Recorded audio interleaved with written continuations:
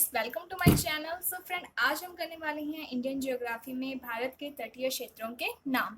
तो जो हमारी प्रीवियस वीडियो है उसमें हमने भारत की स्थिति अक्षांशीय व देशांतरीय दृष्टि से कर ली है। भारत में कौन कौन से राज्य हैं, उनकी राजधानियाँ क्या है, ये भी कर लिया है। तो आज हम करने वाले हैं जो भारत के तटीय क्षेत्र है उन्हें अलग अलग नाम से जाना जाता है। तो वो कौन कौन से नाम है इसके बारे में हम करेंगे। इसके साथ ही जो तटीय क्षेत्र की इम्पोर्टेंस है उसके बारे में भी करेंगे। तो सबसे पहले हम यहाँ पर भारत का जो मैप है उसका जो तटीय क्षेत्र है उसकी एक आउटलाइन बना लेते हैं। इस तरीके से भारत है जो उसको, यानी कि भारत का जो दक्षिणतम भाग है उसे क्या है, प्रायद्वीपीय कहते हैं। क्यों? क्योंकि भारत के पश्चिम में अरब सागर है, पूर्व में बंगाल की खाड़ी है एंड दक्षिण में हिंद महासागर है। तो भारत के टोटल कितने राज्य है जो तट के साथ लगते हैं? तो टोटल 9 राज्य हैं, जिसमें से सबसे पहले यहाँ पर जो राज्य है इसका नाम है गुजरात। गुजरात के बाद कौन सा राज्य लगते हैं? तो यहाँ पर है महाराष्ट्र। एंड महाराष्ट्र के साथ यहाँ पे एक छोटा सा राज्य है जिसका नाम है गोवा। इसके बाद इसके नीचे जो राज्य आता है उसका नाम है कर्नाटक एंड इसके नीचे जो राज्य है उसका नाम है केरल। तो इस तरीके से जो पश्चिमी तट है वहाँ पर 5 राज्यों की सीमा लगती है। कौन कौन से? गुजरात, महाराष्ट्र, गोवा, कर्नाटक एंड केरल। इसके साथ जो इस तरफ पूर्व की तरफ है वहाँ पर कितने राज्यों की सीमा लगती है? तो 4। वो कौन कौन से हैं? तो सबसे पहले आता है तमिलनाडु। आपको पता होगा आंध्र प्रदेश है जो उससे एक राज्य बना है जिसका नाम है तेलंगाना, बट उसकी सीमा है जो वो पूर्वी तट के साथ नहीं लगती है। इसके बाद यहाँ पर लगता है आंध्र प्रदेश। आंध्र प्रदेश के बाद कौन सा राज्य आता है ऊपर? तो उड़ीसा। एंड उड़ीसा के बाद जो राज्य आता है उसका नाम है पश्चिम बंगाल। तो इस तरीके से यहाँ पर 4 राज्य हैं, पश्चिम बंगाल, उड़ीसा, आंध्र प्रदेश एंड लास्ट है तमिलनाडु। एंड ये जो एरिया है ये 9 राज्य है जिनकी सीमा तटीय क्षेत्रों के साथ लगती है। अब इन्हें कौन से क्षेत्र, यानी इनका कौन सा नाम है इसके बारे में करेंगे। तो जो पहला है वो है गुजरात का तटीय क्षेत्र। तो हम यहाँ पर लिख देते हैं गुजरात का तटीय प्रदेश। अब ये जो गुजरात का तटीय प्रदेश है इसे किस नाम से जाना जाता है? तो इसका नाम है काकरापार तट। काकरापार तट। तो आपका पहला क्वेश्चन यहीं से बनता है कि गुजरात का जो तटीय प्रदेश है उसे किस नाम से जाना जाता है? तो आपका राइट आंसर होगा काकरापार तट। और ये वाला जो तट है वो भारत का सबसे लंबा तट है। तो अगर आपको क्वेश्चन आता है कि भारत का सबसे लंबा तट कौन सा है, तो आपका आंसर आएगा काकरापार तट, जो कि गुजरात में है। ये गुजरात से लेकर कहाँ तक है? तो यहाँ पर है दमन व दीव। दमन व दीव जो कि भारत के केंद्र शासित प्रदेश में से एक है। इसके बाद यहाँ पर जो इसकी इम्पोर्टेंस है वो है 24 डिग्री चैनल, जिसे हम कहते हैं 24 डिग्री उत्तरी अक्षांश। और ये जो अक्षांश है यहाँ पर क्या है? एक सर्किक रेखा है। क्या है? सर्किक रेखा। और ये रेखा भारत और पाकिस्तान के मध्य विवाद का विषय है। भारत पाक के मध्य विवाद। तो जो गुजरात का तटीय प्रदेश है उससे कौन कौन से क्वेश्चन बनते हैं? तो पहला क्वेश्चन कि गुजरात के तटीय प्रदेश को किस नाम से जाना जाता है? तो आपका आंसर होगा काकरापार तट। भारत का सबसे लंबा तट कौन सा है? तो आपका आंसर होगा गुजरात का तटीय प्रदेश मीन्स काकरापार तट। इसके बाद यहाँ पर इस जो तट से क्या है 24 डिग्री उत्तरी अक्षांश से एक रेखा गुजरती है जिसे सर्किक रेखा कहते हैं और ये भारत और पाकिस्तान के मध्य विवाद का विषय है। इसके बाद जो नीचे है वो कौन सा है? मुंबई का तटीय प्रदेश। तो गुजरात के नीचे कौन सा राज्य आता है? महाराष्ट्र। और महाराष्ट्र की राजधानी क्या है? मुंबई। तो हम यहाँ लिख देते हैं मुंबई का नहीं, महाराष्ट्र का, सॉरी, महाराष्ट्र का तटीय प्रदेश। ये कहाँ से है? तो ये दमन व दीव से लेके गोवा तक है। ठीक है, कहाँ तक है इसका विस्तार? दमन व दीव से गोवा तक। महाराष्ट्र का जो तटीय प्रदेश है उसे किस नाम से जाना जाता है? तो इसका आंसर आएगा कोंकण तट। क्या नाम है? कोंकण तट। अब इस तट की क्या विशेषता है तो हम यहाँ पर देखते हैं। तो इस तट के पास एक क्षेत्र है जिसका नाम है बॉम्बे हाई। बॉम्बे हाई, जहाँ पर सबसे ज़्यादा पेट्रोलियम होता है। तो पहला पॉइंट बॉम्बे हाई। सेकंड कि यहाँ पर क्या है? मुंबई बंदरगाह है।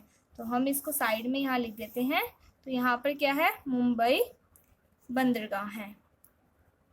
भारत का सबसे व्यस्तम बंदरगाह कौन सा है? तो आपका आंसर आएगा मुंबई बंदरगाह है। इसके साथ ही यहाँ पे एक और बंदरगाह है जिसका नाम है जवाहर सागर बंदरगाह। जवाहर सागर बंदरगाह है। अब इसकी क्या विशेषता है? तो भारत का आधुनिकतम कौन सा है बंदरगाह? तो आपका आंसर आएगा जवाहर सागर बंदरगाह। और सबसे व्यस्तम कौन सा है? तो आपका आंसर आएगा मुंबई का बंदरगाह।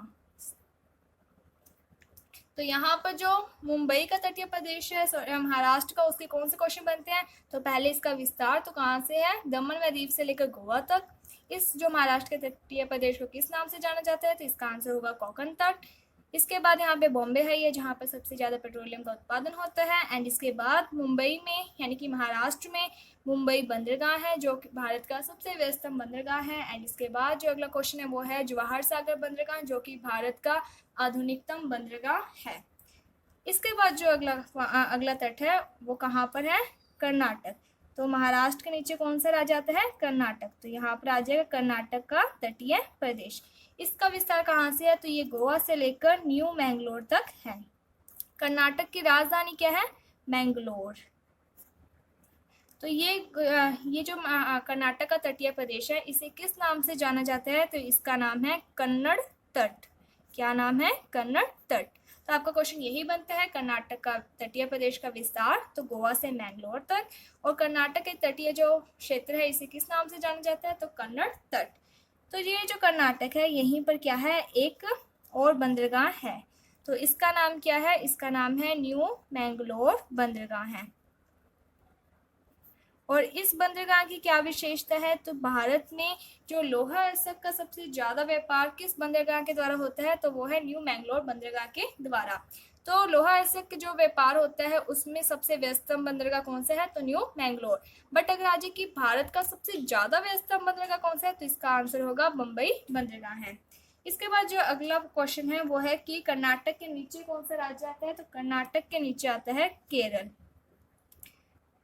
अब ये जो केरल है इसके तटीय क्षेत्र को क्या कहते हैं? तो इसका नाम है मालाबार तट। इसका क्या नाम है? इसका नाम है मालाबार तट। तो हम यहाँ लिख देते हैं मालाबार तट। अब मालाबार तट की क्या विशेषता है? तो हम ये देखते हैं। तो सबसे पहला मालाबार तट की विशेषता है कि यहाँ पर लेटराइट मिट्टी मिलती है। लेटराइट मिट्टी मिलती है जिसके कारण यहाँ पर सबसे ज़्यादा जो नारियल है उसकी कृषि की जाती है। तो नारियल की कृषि सबसे ज़्यादा कहाँ होती है? तो मालाबार तट में। अगला क्वेश्चन बनता है कि भारत का जो दक्षिण पश्चिम मानसून है वो भारत में कहाँ से प्रवेश करता है? तो वो मालाबार तट से ही प्रवेश करता है। तो केरल में सबसे पहले क्या है? दक्षिण पश्चिम मानसून आता है भारत में, तो मालाबार तट से वो प्रवेश करता है। तो आपका ये क्वेश्चन भी बनता है। एंड इसके साथ ही जो केरल क्षेत्र है वहाँ पर क्या है? नील की खेती यानी कि नीलगिरी की पहाड़ियाँ हैं जिसके कारण यहाँ पर नील की खेती की जाती थी नीलगिरी पहाड़ियों में, जिसके कारण यहाँ पर एक आंदोलन हुआ था जो है मोपला आंदोलन। तो क्वेश्चन ये बनता है कि जो मोपला आंदोलन है वो कहाँ, किस तट से या किस राज्य से संबंधित है? तो आपका आंसर आएगा केरल से। तो इस तरीके से यहाँ पर जो 4 तट हैं उनके कौन कौन से नाम है? तो पहला काकरापार तट जो कि गुजरात का तटीय प्रदेश है। फिर महाराष्ट्र के जो तटीय प्रदेश को क्या कहते हैं? कोंकण तट। इसके बाद कर्नाटक का तटीय प्रदेश जिसका नाम क्या है? कन्नड़ तट। एंड इसके बाद लास्ट है केरल का तटीय प्रदेश जिसका नाम है मालाबार तट। तो ये तो हो गए पश्चिमी तट। अब हम करेंगे पूर्वी तट। तो जो पूर्वी तट है वो कहाँ से कहाँ तक है? तो जो उड़ीसा है इसके पास ही क्या है? महानदी गुजरती है, यानी कि जो महानदी है वो बहती है और लास्ट में ये बंगाल की खाड़ी में जाकर गिर जाती है। तो उड़ीसा से लेकर आंध्र प्रदेश में एक जगह है जिसका नाम है विशाखापट्टनम। विशाखापट्टनम। तो महानदी से लेकर विशाखापट्टनम का जो क्षेत्र है इसे क्या कहते हैं? ये जो तटीय क्षेत्र है इसे कहते हैं उत्तरी सरकार। उत्तरी सरकार। तो आपका क्वेश्चन आता है कि पूर्वी तट के उत्तरी भाग को क्या कहते हैं? तो आपका आंसर आएगा उत्तरी सरकार। तो ये क्वेश्चन काफ़ी बार पूछा भी गया तो आपको ध्यान में रखना है कि उत्तरी सरकार क्या है? तो ये पूर्वी तट का उत्तरी भाग है। एंड जो पूर्वी तट है उसका दक्षिणी भाग यानी जो पूर्वी तट है उसको 2 भागों में बांटा गया, एक उत्तरी और एक दक्षिणी। तो उत्तरी भाग को तो कहते हैं उत्तरी सरकार एंड जो दक्षिण भाग है उसको क्या कहते हैं? तो इसका नाम है कोरोमंडल तट। कोरोमंडल तट। और ये कहाँ पर है, तो ये तमिलनाडु में है। यानी कि तमिलनाडु की जो तटीय प्रदेश है उसे क्या कहते हैं, कोरोमंडल तट, जो कि विशाखापट्टनम से लेकर तमिलनाडु के एंड पॉइंट तक होता है, इसे कहते हैं कोरोमंडल तट। एंड इस कोरोमंडल तट की क्या विशेषता है, तो इसकी एक सबसे इम्पोर्टेंट विशेषता यह है कि जो उत्तर पूर्वी मानसून है वो भारत में सिर्फ एक ही जगह में प्रवेश करता है, और वो है कोरोमंडल तट। यानी कि इस तरीके से आता है और ये कोरोमंडल तट पर वर्षा करते हुए आगे चला जाता है। तो भारत में जो उत्तर पूर्वी मानसून से किस राज्य में वर्षा होती है, तो आपका आंसर आएगा तमिलनाडु। और अगर पूछा जाए तट कौन से, तो आपका आंसर आएगा कोरोमंडल तट, जो कि तमिलनाडु के तटीय प्रदेश को कहते हैं। इस तरीके से ये जो तटीय प्रदेश हैं वो आपको करवा दी गई हैं। एंड आई होप आपको ये जो तटीय क्षेत्र हैं वो समझ में आ गए होंगे। आप इस चैनल को जल्दी से सब्सक्राइब कर लीजिए, जिससे कि आपको डेली की डेली एक नई वीडियो मिलती रहे। अगर आपको ये वीडियो अच्छी लगी है तो please like my video, subscribe my channel. Thank you friends for watching my video. Thank you.